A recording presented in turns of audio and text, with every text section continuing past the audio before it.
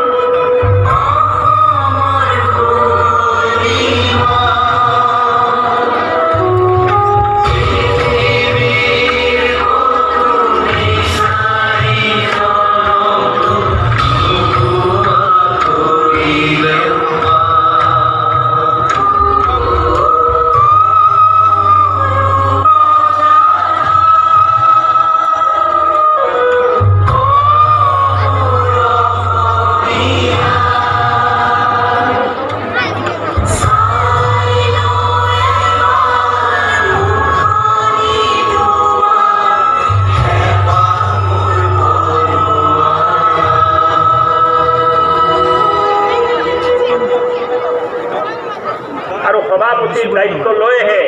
তেখেতসকলে বিটিআৰৰ যিটো চুক্তি হৈছিল তাক ৰূপায়ণ কৰিবৰ কাৰণে শাসনৰ বাঘজুৰি নিজৰ হাতত ল'বৰ কাৰণে নিৰ্বাচনত প্ৰতিদ্বন্দ্বিতা কৰিছিল আৰু নিৰ্বাচনৰ ফলাফলত ভাৰতীয় জনতা পাৰ্টি আৰু UPPL দলৰ যুটীয়া এখন চৰকাৰ আমি বিটিআৰ অঞ্চলত পালোঁ আৰু পোন প্ৰথমবাৰৰ বাবে যিটো ৰাইজে পৰিৱৰ্তন বিচাৰিছিল, সঁচা অৰ্থত এই পৰিৱৰ্তন প্ৰমোদ বড়ো ডাঙৰীয়াৰ নেতৃত্বত আমি বিটিআৰ অঞ্চলত দেখিবলৈ পাই আছোঁ। আজি যিটো শান্তি চুক্তি কৰা হ'ল, এই শান্তি চুক্তিৰ জৰিয়তে বহুতখিনি শান্তি বিটিআৰ অঞ্চলত ঘূৰি আহিছে। ক'ব লগা হ'লে ক'ব পাৰি যে বিটিআৰ এতিয়া